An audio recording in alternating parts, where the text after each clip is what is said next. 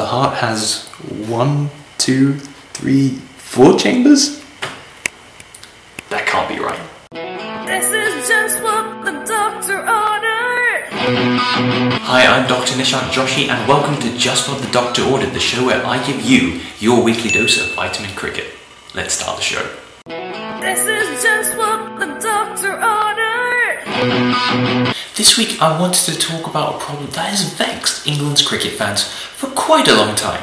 No, it's not about whether Kevin Pietersen should still be in the side. It's not why on earth did we ever let Jade Durn back near our cricket team. And it's not even about whether England actually wants to set up a $20 million T20 tournament with a man subsequently convicted of running a massive fraud Ponzi scheme. Seriously, did that actually happen or did I just dream that whole incident up? It's about a man called Alastair Cook. He's really tall and really handsome, girls love him, and he's the type of man that you'd want your daughter to marry. No, seriously, the chairman of the ECB pretty much said exactly the same thing.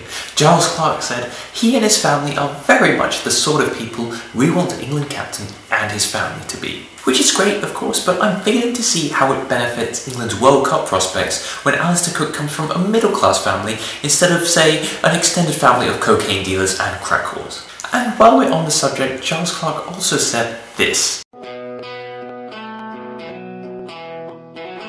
So, Alastair Cook, he's coming under a lot of criticism these days, isn't he? As England's opening batsman, he's only scored a single ODI 50 in the last 18 months. His ODI strike rate has been under 80 for the last 3 calendar years in a row. But he does come from the right sort of family, so at least he's got that going for him. It's quite clear that public sentiment is going against his once Ashes winning, now Ashes losing captain.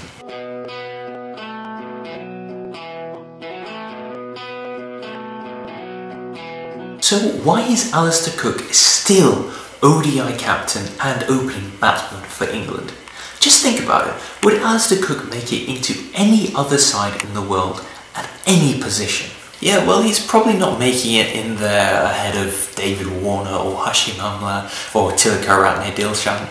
I think even Tamim Iqbal might well fancy his chances against Alastair Cook.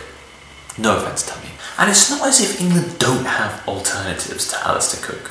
In 2014, Ian Bell has 4 ODI 50s and is hitting his runs at a strike rate of 90. England also have Alex Hales at their disposal, a man who was recently ranked as the #1 T20 batsman in the world, and a man who has a strike rate of nearly 100 in domestic cricket. He's only played 6 ODIs so far. And if you're looking for an out-of-the-box option, why not give Gary Ballance another shot? He's only played 12 ODIs so far, and he has the 7th best List A average of all time. That's even better than Sachin Tendulkar. Look, I've got nothing against Alastair Cook. I think he's a great guy, and I've always said that he'd make a very fine captain of the Titanic. This is just what the doctor ordered! On to our tweet of the week now, and this gem comes courtesy of the full-time cigar-smoking international fornicator, part-time T20 batsman. It is Christopher Henry Gale.